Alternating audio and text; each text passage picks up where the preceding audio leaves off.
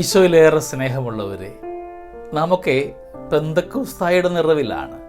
പരിശുദ്ധാത്മാവിൻ്റെ ആവാസത്തിന് വേണ്ടി നാമൊക്കെ കാത്തിരിക്കുമ്പോൾ നമ്മുടെ ജീവിത മേഖലയിലേക്ക് ആത്മാവായ ദൈവമേ ഇറങ്ങി വരണമേ, അഭിഷേകമായി ഇറങ്ങി വരണമേ എന്ന് പ്രാർത്ഥിക്കാം. എൻ്റെ ഇടവകയിൽ PD ജോൺ എന്ന് പേരുള്ള ഒരു ചേട്ടായിയുണ്ട്. കരിസ്മാറ്റിക് നവീകരണ പ്രസ്ഥാനത്തിൽ സജീവമായിരുന്ന ഒരു വ്യക്തി, പ്രാർത്ഥനാ കൂട്ടായ്മകൾക്കൊക്കെ അനുഗ്രഹമായിരുന്ന ഒരു വ്യക്തി.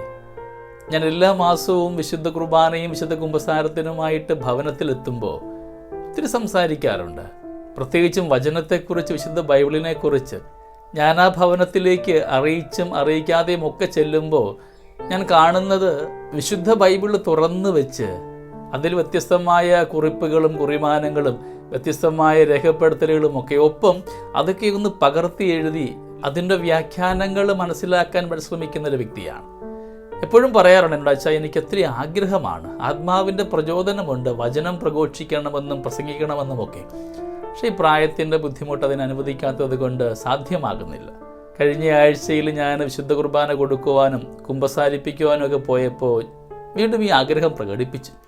ഞാൻ പറഞ്ഞു, നമുക്കൊരു കാര്യം ചെയ്യാം, അടുത്ത ആഴ്ച പെന്തക്കോസ്തയാണ്. പരിശുദ്ധാത്മാവിനെക്കുറിച്ച് എന്താണോ ചേട്ടായുടെ മനസ്സിലേക്ക് കടന്നു വരിക അവയൊന്ന് ക്രമപ്പെടുത്തി നമുക്കത് ജനങ്ങൾക്ക് വേണ്ടി കൊടുക്കുവാനായിട്ട് എന്തെങ്കിലും ക്രമീകരണം നടത്താം.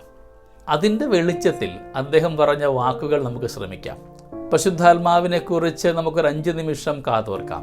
നമുക്ക് പ്രത്യേകമായി ഈ ചേട്ടായിക്ക് വേണ്ടി പ്രാർത്ഥിക്കാം. ഇതുപോലെ ഒരുപാട് പേർ ആഗ്രഹിക്കുന്നവരുണ്ടാവാം. ആത്മാവിൻ്റെ പ്രചോദനം ലഭ്യമാകുന്ന എല്ലാവരെയും സമർപ്പിച്ച് പ്രാർത്ഥിച്ചുകൊണ്ട് നമുക്ക് അദ്ദേഹത്തിൻ്റെ വാക്കുകൾക്കായിട്ട് കാതോർക്കാം. മിശിഹായിൽ പ്രിയ സഹോദരി സഹോദരന്മാരെ, ഇന്ന് ഞാൻ സംസാരിക്കുന്ന വിഷയം പരിശുദ്ധാത്മാവിനെ കുറിച്ചാണ്. പരിശുദ്ധാത്മാവിൻ്റെ പ്രവർത്തനങ്ങൾ വിശുദ്ധ യോഹന്നാൻ അറിയിച്ച നമ്മുടെ കർത്താവ് മിശിഹായുടെ പരിശുദ്ധ സുവിശേഷം 16-ാം അധ്യായം 7-8 വചനങ്ങൾ. എങ്കിലും സത്യം ഞാൻ നിങ്ങളോട് പറയുന്നു, നിങ്ങളുടെ നന്മയ്ക്ക് വേണ്ടിയാണ് ഞാൻ പോകുന്നത്. ഞാൻ പോകുന്നില്ലെങ്കിൽ സഹായകൻ നിങ്ങളുടെ അടുത്തേക്ക് വരികയില്ല. ഞാൻ പോയാൽ പരിശുദ്ധാത്മാവിനെ നിങ്ങളുടെ അടുത്തേക്ക് ഞാൻ അയക്കും. അവൻ വന്ന് പാപത്തെക്കുറിച്ചും നീതിയെക്കുറിച്ചും ന്യായവിധിയെക്കുറിച്ചും ലോകത്തെ ബോധ്യപ്പെടുത്തും. അപ്പസ്തോല പ്രവർത്തനം 2-ാം അധ്യായം 1 മുതൽ 4 വരെയുള്ള തിരുവചനങ്ങൾ. പെന്തക്കോസ്ത ദിവസം സമാഗതമായപ്പോൾ അവരെല്ലാവരും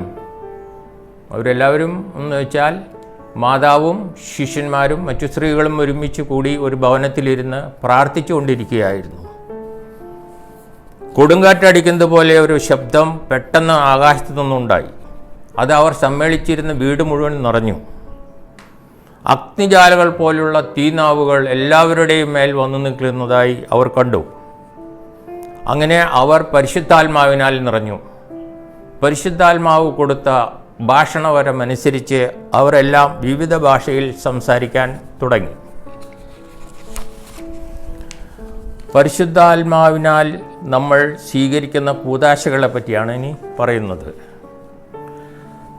സഭാംഗങ്ങളുടെ വളർച്ചയ്ക്കായി 7 കൂദാശകൾ സ്ഥാപിച്ചിട്ടുണ്ട്. നമ്മുടെ ജീവിതത്തിലേക്ക് പ്രവഹിക്കുന്ന അദൃശ്യമായ കൃപയുടെ ദൃശ്യമായ അടയാളമാണ് കൂദാശകൾ. തൻ്റെ ശക്തി അനുസരിച്ച് കൂദാശകളെ സജീവമാക്കുന്നത് പരിശുദ്ധാത്മാവാണ്. പെന്തക്കോസ്ത ദിനത്തിന് ശേഷം കൂദാശകളിലൂടെ ജനകോടികൾ അനുഗ്രഹിക്കപ്പെട്ടിട്ടുണ്ട്. ജ്ഞാനസ്നാനം, സ്ഥൈര്യലേപനം, കുർബാന, കുംസാരം, തിരുപ്പട്ടം, വിവാഹം, രോഗിലേപനം എന്നിവയാണവ.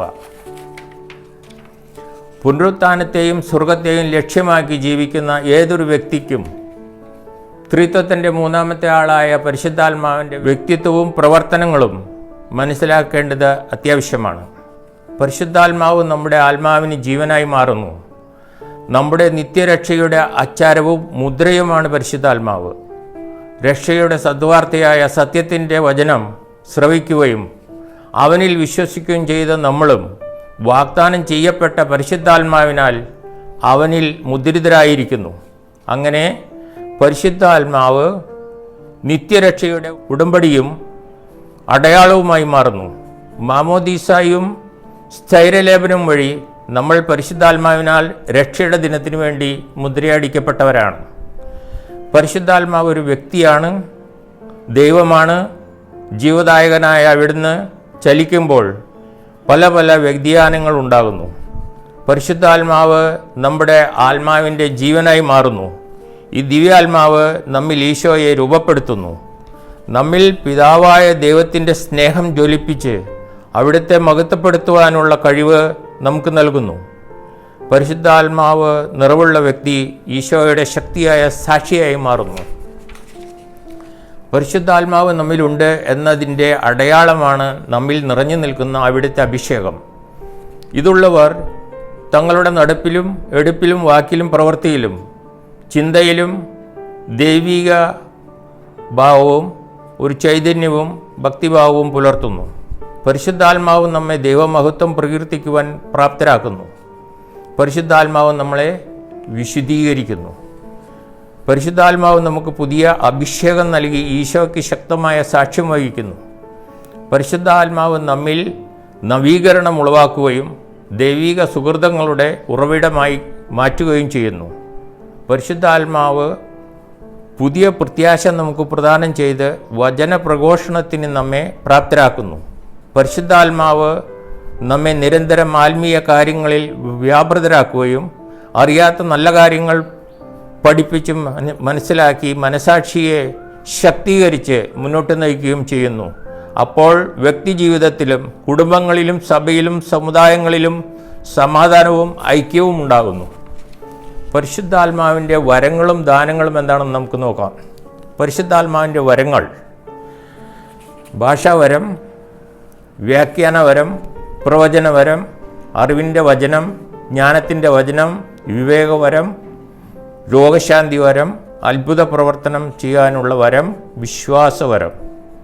ദാനങ്ങൾ: ജ്ഞാനം, ബുദ്ധി, ആലോചന, ആത്മശക്തി, അറിവ്, ഭക്തി, ദൈവഭയം.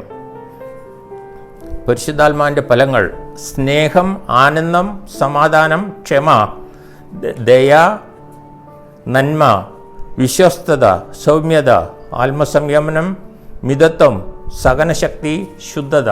ചില കാര്യങ്ങൾ നമ്മൾ ശ്രദ്ധിക്കേണ്ടതുണ്ട്. ദൈവത്തിൻ്റെ പരിശുദ്ധാത്മാവിന് വേദനിപ്പിക്കരുത്. എഫേസ്യസ് ലേഖനം 4:30. പരിശുദ്ധാത്മാവിനെ നിർവീര്യമാക്കരുത്. തെസലോനിക്ക 5:19. പരിശുദ്ധാത്മാവിനോട് മല്ലടിക്കരുത്. അപ്പസ്തോല പ്രവർത്തനം 7:51. പരിശുദ്ധാത്മാവിനോട് കള്ളം പറയരുത്. അപ്പസ്തോല പ്രവർത്തനം 5:3, 4, 5 വചനങ്ങൾ. പരിശുദ്ധാത്മാവിനെ പരീക്ഷിക്കരുത്. അപ്പസ്തോല പ്രവർത്തനം 5:9. പരിശുദ്ധാത്മാവിനെതിരെ ദൂഷണം അരുത്. വിശുദ്ധ മത്തായി ശ്ലീഹായുടെ സുവിശേഷം 12:31.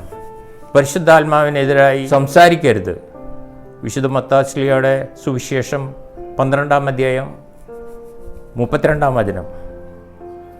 പരിശുദ്ധാത്മാവ് നമ്മെ പൂർണ്ണമായി വിശുദ്ധീകരിച്ച് സകല ആപത്ത് അനർത്ഥങ്ങളിലെയും അന്ധകാര ശക്തികളെയും നിർവീര്യമാക്കി നമുക്കാവശ്യമായ എല്ലാ നന്മകളും ദൈവകൃപകളും അനുഭവിക്കാൻ സഹായിക്കുന്നു.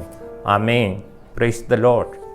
ഈ പെന്തക്കോസ്തായുടെ നിറവിൽ നാമൊക്കെ ആയിരിക്കുമ്പോൾ നമ്മുടെ ജീവിതത്തിലേക്കും ആത്മാവിൻ്റെ അഭിഷേകം ഉണ്ടാവട്ടെ. ഏറെ പ്രത്യേകമായി ജോൺ ചേട്ടനെ ഓർത്ത് നന്ദി പറയുന്നു. ഇത് ശ്രവിച്ച നിങ്ങൾക്ക് ഏവർക്കും പരിശുദ്ധാത്മാവിൻ്റെ കൃപാവരങ്ങൾ ധാരാളമായി ഉണ്ടാവട്ടെ എന്ന് പ്രത്യേകമായി ആശംസിക്കുന്നു. പെന്തക്കോസ്തായുടെ അനുഭവവും അഭിഷേകവും ഒക്കെ നമ്മുടെ ജീവിത മേഖലയ്ക്ക് എന്നും തുണയാവട്ടെ. ദൈവം നമ്മളെ എല്ലാവരെയും സമൃദ്ധമായി അനുഗ്രഹിക്കട്ടെ. നമ്മുടെ കർത്താവ് ഈശോമിശിഹായുടെ കൃപയും പിതാവായ ദൈവത്തിൻ്റെ സ്നേഹവും പരിശുദ്ധാത്മാവിൻ്റെ സഹവാസവും നമ്മുടെ കൂടെ എന്നും ഉണ്ടായിരിക്കട്ടെ, ഇപ്പോഴും എപ്പോഴും എന്നേക്കും. ആമേൻ.